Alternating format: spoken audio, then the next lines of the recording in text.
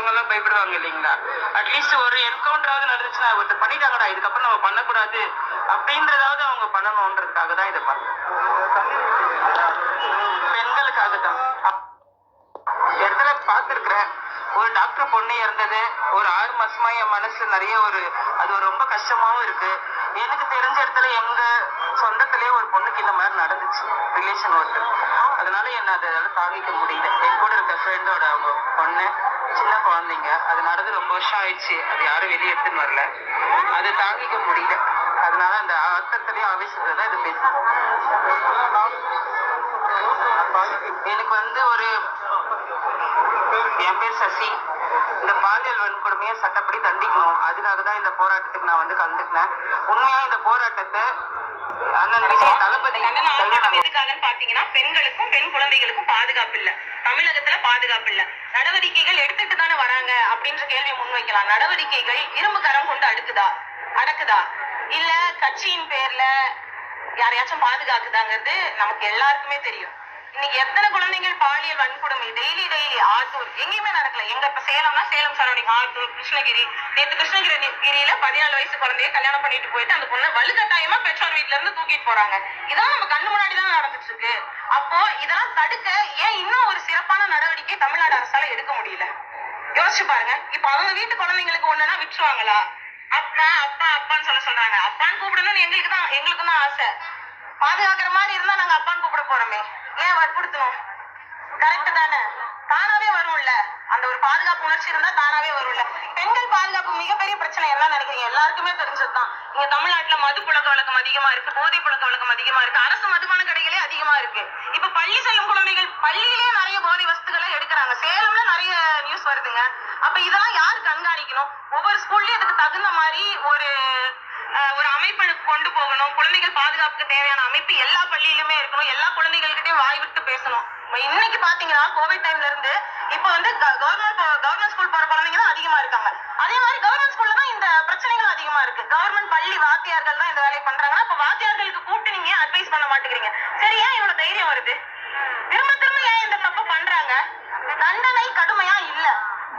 குழந்தைகளா பார்க்காத மனிதர்களுக்கு மனிதனையும் காட்டி நாம மனுஷனா வாழணும்னு என்னங்க அவசியம்? மனுஷனாவோ ஏன் அப்பாவோ வாழ வேண்டிய அவசியம் இல்ல. குழந்தைகளாவே பார்க்க மாட்டாங்க. அவனை என்னத்துக்கு நம்ம மனுஷனா பார்க்கணும்? இதுக்கு சில மனிதநேய அமைப்புகள் வேற வந்துருது குற்றவாளிகளை காப்பாத்துறதுக்கு.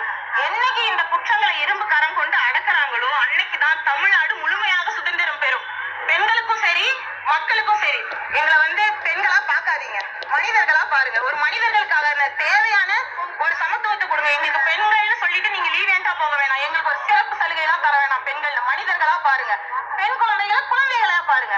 ஆண் குழந்தைகளும் குழந்தைகள் தான், பெண் குழந்தைகளும் குழந்தைகள் தான். நீங்க கொண்டு வாங்க. எனக்கு பள்ளியில பாலின தொடர்பான கல்வியை இன்னும் இம்ப்ரூவைஸ் பண்ணுங்க. ஆண் குழந்தைகளுக்கு நல்ல கல்வியை கொடுங்க. எந்த மாதிரி நடந்துக்கணும்னு சொல்லி கொடுங்க.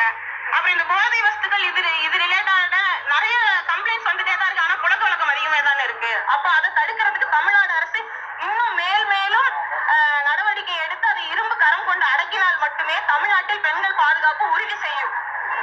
இதை எதிர்த்துதான் இன்னைக்கு நாங்க கண்டன ஆர்ப்பாட்டம் நாங்க தமிழக வெற்றி கழகம் சார்பா இன்னைக்கு நாங்க சேலம்ல நடத்திட்டு இருக்கோம். பார்த்திபன் அண்ணன் தலைமையில. இது என்னைக்கு இப்ப தொடர்ந்து திமுக அரசு முடிகிற வரலும் இந்த பிரச்சனை இருந்துட்டே இருந்துச்சுன்னா எங்க போராட்டம் தொடர்ந்து நடந்து கொண்டேதான் இருக்குங்கிறத தெளிவா. என் பேரு ஸ்ரீதர்ஷினி, நான் MSc கிராஜுவேட்.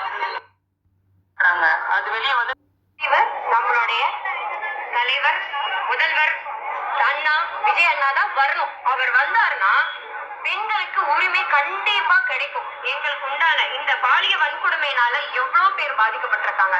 இப்போ இன்னைக்கு ஸ்டேஜ்ல ஒருத்தர் சொன்னாங்க, இந்த ஸ்கூல் முடிச்சுட்டு போறப்பவே கார்னர்ல 4-5 பசங்க நிக்கிறாங்கன்னு சொல்லிட்டு.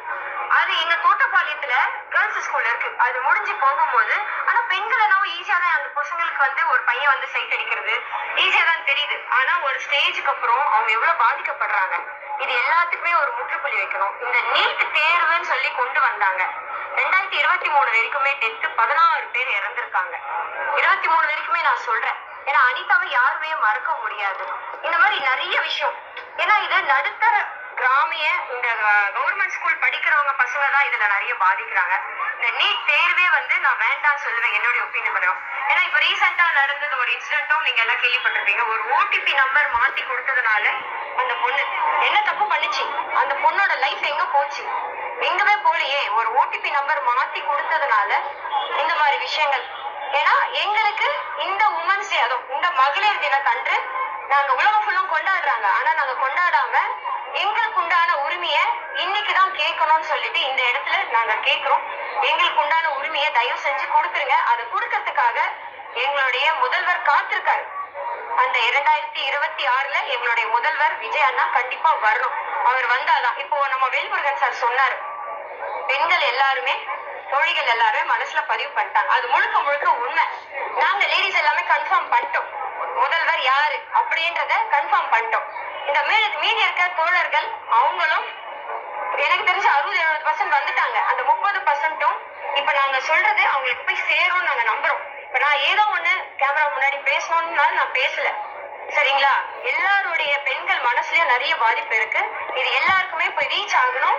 ரீச் ஆகி எங்களுடைய முதல்வர் எங்க விஜய் அண்ணா தான். யார் வரணும்? விஜய் அண்ணா தான் வரணும். முதல்வர் அவர் மட்டும்தான், தளபதி மட்டும்தான் வரணும். அவர் வந்தாதான் இந்த ஆட்சி நல்லா இருக்கும். பெண்களுக்கு உண்டான உரிமை வரணும். இந்த மதுவை ஒழிக்கணும். நன்றி. நடத்துறோம். பத்தி சொல்லிடுறேன். இன்னைக்கு வந்து நம்ம விமென்ஸ் டே செலிப்ரேட் பண்றோம். வருஷம் விமென்ஸ் டே மார்ச் 8ஆம் தேதி ஆனா வந்து ஒரு பெரிய செலிப்ரேஷன். அன்னைக்கு மட்டும் பொண்ணுங்களை செலிப்ரேட் பண்றதுன்னு சொல்லிட்டு ஒரு ஆபீஸோ காலேஜோ எந்த இடத்துல வேலை செஞ்சாலும் எல்லாமே நடக்குது. அன்னைக்கு ஒரு நாள் இந்த செலிப்ரேஷன் அப்படின்றதெல்லாம் தாண்டி டெய்லி அந்த பொண்ணுங்க வந்து வேலைக்கு போறாங்க, குடும்ப கஷ்டத்துக்காக தான் போறாங்க வராங்க, அவங்க பேஷனுக்காக போறாங்க.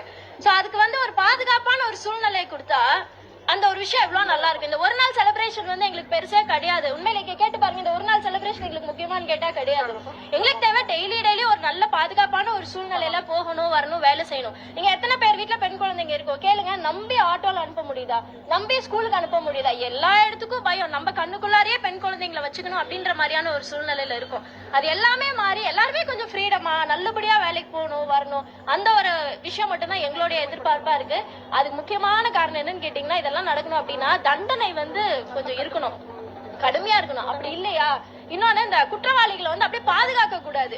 அப்படியே ஒண்ணுமே தெரியாத மாதிரி பாதுகாத்துட்டே போயிட்டு இருந்தா என்னைக்குதான் நாங்கெல்லாம் வெளியே வருது? இன்னைக்கு வேணா சொல்லலாம், நீங்களாம் வெளியில வரலையா, வேலை செய்யலையா அப்படின்னு பேசலாம். வரோம், செய்யறோம். இங்க இருக்கிறவங்களே கேட்டு பாருங்க, எத்தனை பேர் எவ்வளவு விஷயத்த மறைச்சு மனசுக்குள்ளாரே சங்கடமா இருக்கும். வெளியில சொன்னா நம்மள தப்பா நினைச்சிருவாங்களோ, அதுக்காகவே பயந்துதான் இந்த 2025லயும் வந்து இருக்கிறோம். இந்த நிலைமையெல்லாம் அப்படியே மாறணும் அப்படின்றதுதான் எங்களுடைய ஒரே எதிர்பார்ப்பா இருக்கு. வீட்டை விட்டு ரோட்டுக்கே வர முடியலங்க, நம்பி பிள்ளைங்களை அனுப்ப முடியல, ரொம்ப கஷ்டமா இருக்கு. கண்டிப்பாக உறுதி செய்யும், அதுல டவுட்டே வேணாம். ஆட்சி மாற்றம் கண்டிப்பாக உறுதி செய்யும். எந்த வகையிலனா, இப்போ அண்ணா வராங்கன்னு வச்சுக்கோங்களேன், அண்ணா வந்துட்டாங்கன்னே வைங்க, கண்டிப்பா தண்டனைகளை கடுமைப்படுத்துவாங்க. குற்றவாளிகளை ஃபர்ஸ்ட் இந்த சேஃப் ஜோனுக்குள்ளார கூட்டிட்டே போக மாட்டாங்கன்ற நம்பிக்கை எங்களுக்கு இருக்கு. எல்லாருக்கும் அந்த நம்பிக்கை இருக்குல்ல? இருக்கு. பாதுகாக்க கூடாது. ஒருத்தன் தப்பு செய்யறானா, நீ செஞ்சது தப்புதான் அப்படின்னு சொல்லணும். ஆனா இங்க என்னன்னா, அவங்கள சொன்னா இது ஆயிடுமோ. இன்னொன்னு என்னன்னா, எல்லாரையுமே வந்து இவங்க அப்பான்னு வந்து கூப்பிடுங்க அப்படின்லாம் சொல்றாங்க. உங்க வீட்டு குழந்தைய பார்த்தா நாங்க கஷ்டப்படுறோம்னு போய் அழுவும் போதோ சொல்லும் பொழுதோ நீங்க அதை அப்படியே கேஷுவலா எடுத்துட்டு சரி